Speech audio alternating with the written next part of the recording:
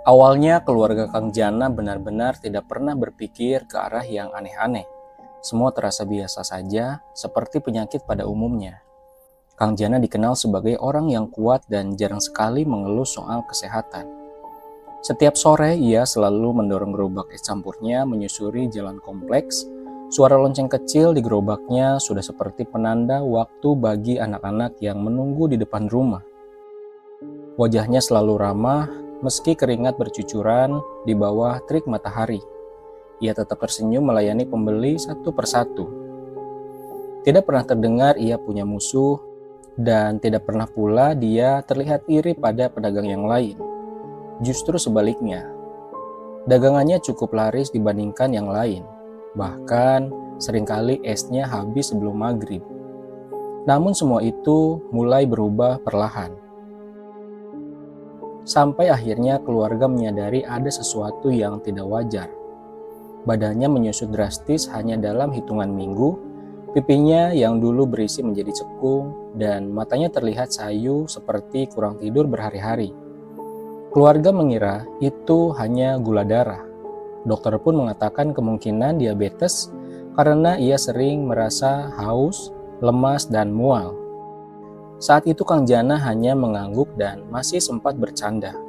Katanya mungkin terlalu sering mencicipi gula dari dagangannya sendiri.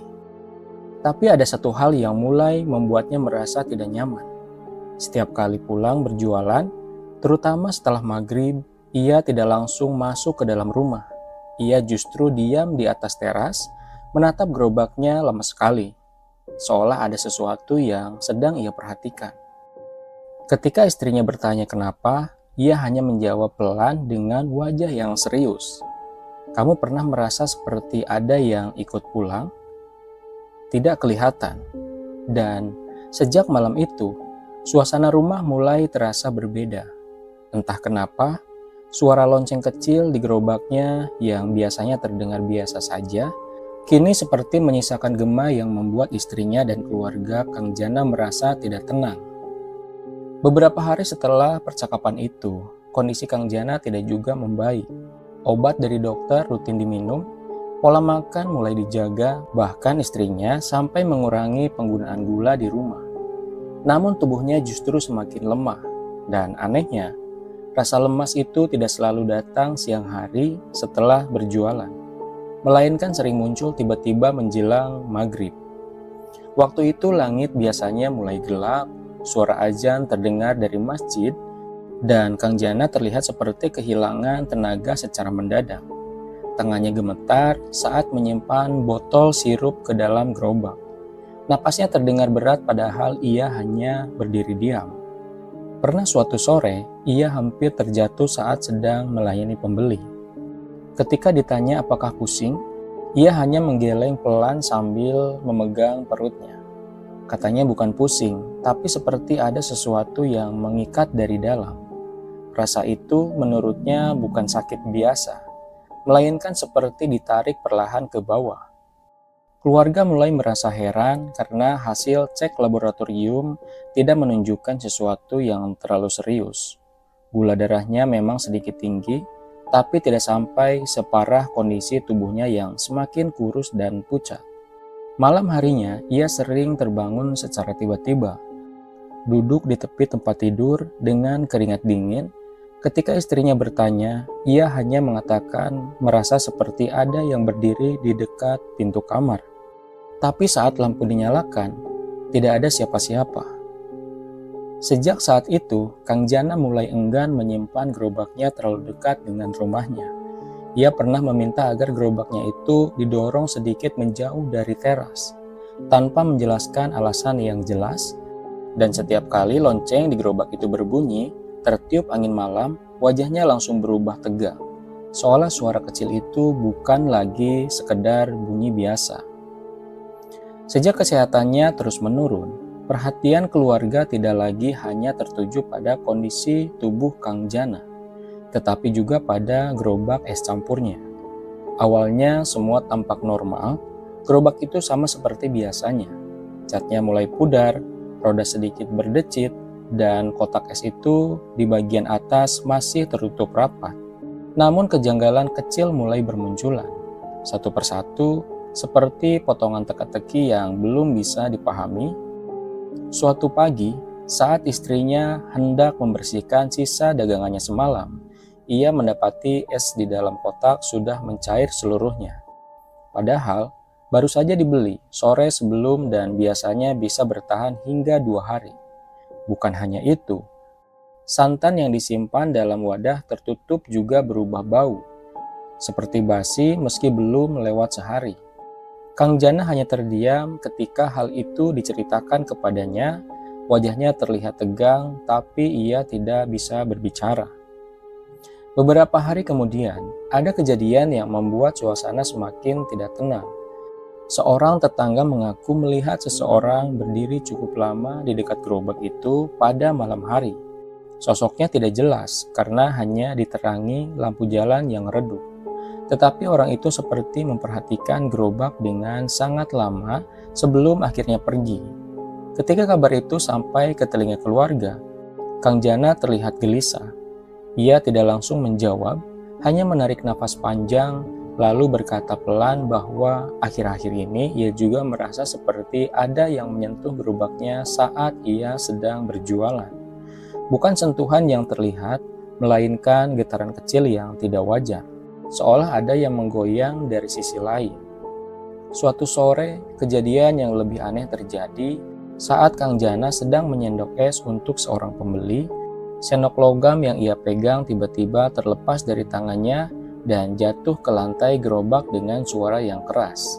Tangannya bukan gemetar seperti biasa, melainkan terasa kaku sesaat. Seperti kehilangan kendali, pembeli yang melihat itu sempat bertanya apakah ia baik-baik saja. Namun Kang Jana hanya tersenyum tipis dan mengatakan tidak apa-apa. Setelah pembeli itu pergi, ia sempat berdiri mematung beberapa detik, menatap ke dalam kotak es yang terbuka. Katanya, di sela-sela es batu yang mulai mencair itu, ia seperti melihat sesuatu yang gelap bergerak sekilas. Bukan bayangan biasa, bukan pula pantulan cahaya.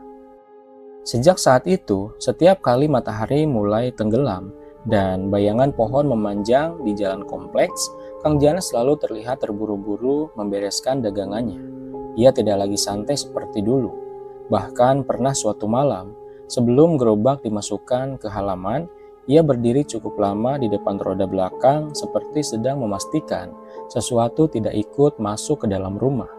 Dan ketika istrinya bertanya apa yang ia cari, Kang Jana hanya menjawab pelan, "Aku takut bukan cuma aku yang pulang hari ini." Sejak kejadian-kejadian aneh di sekitar gerobak itu, suasana di dalam rumah pun ikut berubah. Kang Jana yang biasanya langsung beristirahat setelah mandi, kini justru sering terjaga hingga larut malam. Ia lebih banyak diam, duduk di ruangan tengah dengan lampu redup nyala, menatap kosong ke arah pintu yang menghadap teras. Istrinya beberapa kali mendapati ia seperti sedang mendengarkan sesuatu. Ketika ditanya, ia hanya berkata pelan bahwa suara lonceng gerobaknya terdengar lagi. Padahal gerobak itu sudah diam dan tidak ada angin yang bertiup. Awalnya keluarga mengira itu hanya perasaan karena kondisi tubuhnya yang sedang tidak stabil. Namun gangguan itu semakin nyata dari hari ke hari. Suatu malam ketika pukul 2 dini hari, istrinya terbangun karena mendengar suara seperti orang tersendak dari arah kamar mandi. Ketika ia bergegas bangun, ia melihat Kang Jana sudah terduduk di lantai. Wajahnya pucat dan nafasnya tersengal. Di depan mulutnya ada cairan kental bercampur sesuatu yang membuat istrinya gemetar. Di antara muntahan itu terlihat helaian rambut panjang yang menggumpal dan serpihan kecil seperti potongan kawat tipis. Kang Jana sendiri tampak linglung, seperti tidak sadar sepenuhnya apa yang baru saja terjadi. Ketika ditanya apakah ia menelan sesuatu, ia hanya menggeleng pelan sambil memegang perutnya erat-erat. Katanya dari tadi perutnya terasa panas dan seperti ada yang bergerak di dalam. Kejadian itu membuat keluarga benar-benar panik. Mereka kembali membawanya ke dokter, tapi hasil pemeriksaan tetap tidak menunjukkan sesuatu yang bisa menjelaskan secara logis. Dokter bahkan menyarankan untuk memeriksa kondisi psikologisnya karena gejalanya dianggap tidak biasa. Namun, yang membuat keluarga semakin yakin ada sesuatu yang berbeda adalah perubahan sikap Kang Jana setelah kejadian malam itu. Tatapannya kadang kosong, tapi sesekali berubah tajam seperti marah kepada sesuatu yang tidak terlihat. Pernah suatu sore, ia tiba-tiba berbicara sendiri di dapur. Suaranya berat dan berbeda dari biasanya. Ketika istrinya mendekat, ia terdiam dan mengaku tidak ingat apa yang baru saja ia ucapkan. Sejak saat itu, anak-anak mulai takut berada di dekatnya saat malam hari. Rumah yang dulu terasa hangat dipenuhi rasa was-was yang sulit dijelaskan. Setiap suara kecil terdengar lebih keras dari biasanya. Pintu kamar seperti sering berderit sendiri, dan angin malam yang menyentuh tirai jendela membuat sesuatu semakin mencekam. Kang Jana sendiri semakin jarang keluar kamar, kecuali untuk duduk di teras memandangi gerobaknya dari jauh. Kadang ia berbisik pelan, seolah sedang berbicara dengan seseorang yang berdiri di samping gerobak itu. Dan ketika ditanya kepada siapa ia berbicara, ia hanya menjawab singkat, "Dia belum pergi." Setelah kejadian muntah yang membuat seluruh keluarga gemetar itu, tidak ada lagi yang bisa menganggap semua ini sekedar penyakit biasa. Kang Jana semakin jarang berbicara, tetapi setiap kali ia terbangun di malam hari, ia sering menyebut satu kalimat yang sama dan berulang-ulang, seolah sedang menolak sesuatu. Istrinya pernah mendengar dengan jelas ia berkata, "Aku tidak pernah mengambil hakmu. Aku tidak pernah merebut pelangganmu." Kalimat itu membuat istrinya terdiam. Selama ini Kang Jana memang tidak pernah punya masalah besar dengan siapapun. Namun ada satu hal yang mulai teringat kembali oleh keluarga. Sebuah kejadian kecil beberapa bulan sebelumnya yang dulu dianggap sepele. Dulu, sebelum dagangan Kang Jana semakin laris, ia sering berjualan berdekatan dengan seorang temannya sendiri. Namanya Kang Muksin.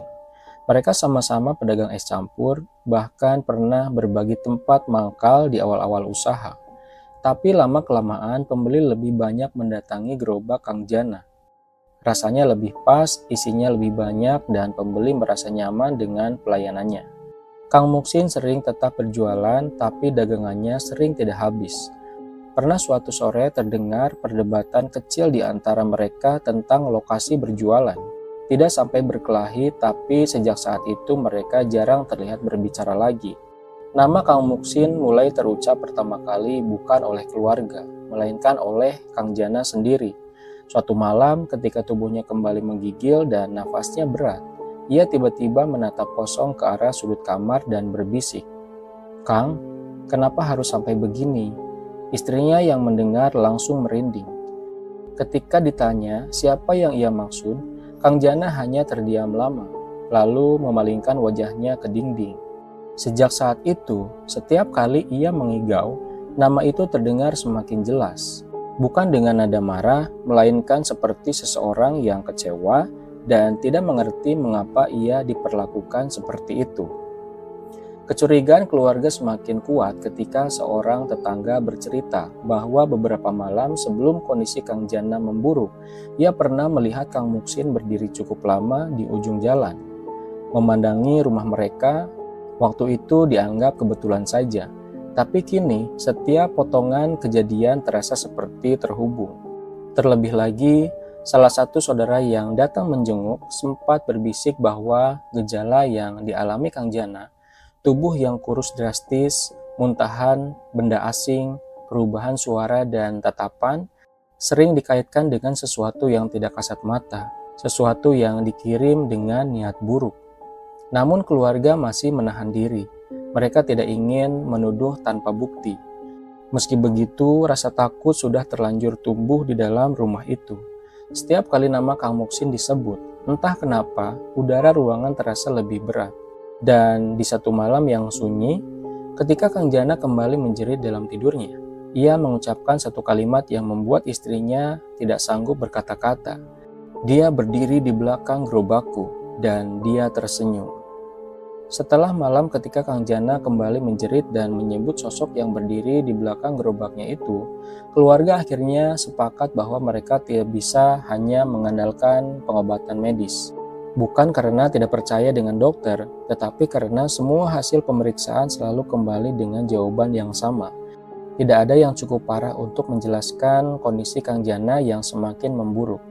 Tubuhnya kini jauh lebih kurus, tulang pipinya menonjol dan sorot matanya sering kosong seperti orang yang kelelahan secara batin.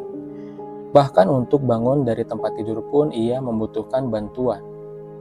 Dengan berat hati, keluarga memutuskan untuk meminta bantuan seorang kiai yang dikenal cukup bijak dan tidak sembarangan dalam menangani hal-hal seperti ini. Ketika kiai itu datang ke rumah, suasana terasa sunyi, tidak seperti biasanya. Bahkan anak-anak yang biasanya berlarian di halaman memilih duduk diam di dalam kamar. Kiai tersebut tidak langsung berbicara banyak. Dia hanya memandangi Kang Jana beberapa saat, lalu meminta segelas air putih dan membaca doa secara pelan. Saat air itu ditiup ke wajah Kang Jana, reaksi yang terjadi membuat seluruh keluarga membeku.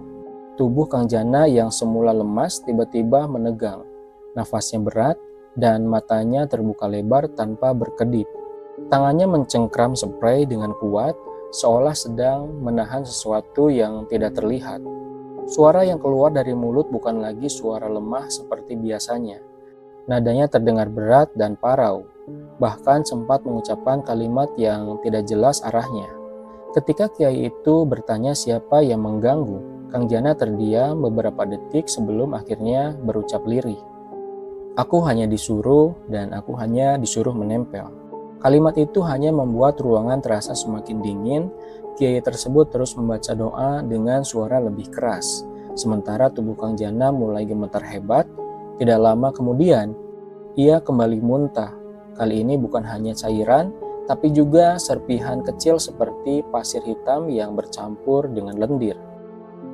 Setelah beberapa menit yang terasa sangat panjang, tubuh Kang Jana perlahan melemas dan pingsan. Kiai itu hanya menarik nafas panjang dan berkata bahwa ada sesuatu yang memang dikirim dengan niat yang tidak baik. Tetapi tidak perlu disebutkan secara terbuka siapa pelakunya. Ia hanya berpesan agar keluarga memperkuat doa dan tidak menyimpan dendam kepada siapapun. Ketika salah satu anggota keluarga dengan suara gemetar menyebut nama Kang Sukin, Kiai itu tidak membenarkan, tetapi juga tidak menyangkal. Ia hanya berkata pelan, "Iri hati bisa membuat orang kehilangan akal." Malam itu menjadi malam terpanjang bagi keluarga. Mereka tidak tahu apakah semua sudah selesai atau justru baru dimulai. Namun satu hal yang mereka sadari, setelah ritual itu, wajah Kang Jana terlihat sedikit berbeda. Bukan sepenuhnya pulih, tapi seperti seseorang yang baru saja dilepaskan dari beban yang sangat berat. Beberapa hari setelah malam itu, kondisi Kang Jana perlahan mulai membaik. Ia memang belum sepenuhnya pulih, tubuhnya masih lemah dan langkahnya belum sekuat dulu. Tetapi setidaknya ia sudah bisa duduk tanpa terlihat seperti menahan beban yang tak terlihat. Tatapannya pun mulai kembali normal, tidak lagi kosong atau tajam seperti sebelumnya. Keluarga merasa sedikit lega, meski rasa khawatir belum benar-benar hilang. Gerobak es campur yang sempat dibiarkan terparkir di sudut halaman akhirnya dibersihkan kembali, namun kali ini ada yang berbeda. Sebelum kembali digunakan, kiai yang sempat membantu menyarankan agar gerobak itu dibasuh dengan air doa. Sejak saat itu, Kang Jana selalu menyimpan botol kecil berisi air tersebut di bawah kotak esnya. Ia tidak pernah lagi menaruh gerobak terlalu dekat dengan rumah, dan setiap selesai berjualan, ia langsung membereskan semuanya sebelum maghrib tiba. Yang membuat suasana semakin sunyi adalah kabar yang datang tidak lama kemudian. Kang Sukin, yang namanya sempat beberapa kali disebut dalam igauan Kang Jana. Tiba-tiba dia jatuh sakit. Tidak ada yang tahu pasti penyakitnya apa, tetapi ia dikabarkan tidak lagi berjualan seperti biasanya. Kabar itu sampai ke telinga keluarga hanya sebagai informasi biasa, tanpa komentar panjang. Tidak ada yang berani menyimpulkan apapun. Kang Jana sendiri tidak pernah membicarakannya lagi. Ketika suatu sore istrinya mencoba menyinggung kejadian-kejadian yang telah mereka lewati, ia hanya tersenyum tipis dan berkata bahwa ia tidak ingin mengingat terlalu jauh. Katanya, ada hal-hal yang lebih baik dimaafkan meski tidak pernah benar-benar dipahami. Kini suara lonceng kecil dari gerobaknya kembali terdengar di jalan kompleks setiap sore. Anak-anak kembali berlarian menyambutnya seperti tidak pernah terjadi apa-apa. Namun bagi keluarga, suara itu tidak lagi sekedar bunyi biasa. Ia menjadi pengingat bahwa pernah ada masa ketika mereka hampir kehilangan seseorang karena sesuatu yang tak kasat mata. Sampai hari ini, mereka tidak pernah benar-benar tahu apakah semua itu hanya kebetulan, penyakit yang tidak terdeteksi, atau memang ada niat buruk yang pernah dikirimkan. Yang mereka tahu hanyalah satu hal. Iri hati bisa menjadi awal dari kegelapan yang panjang. Dan sejak kejadian itu, Kang Jana selalu berpesan pada keluarganya untuk tidak membalas apapun dengan kebencian. Karena menurutnya, yang paling berbahaya bukanlah santet ataupun kiriman apapun,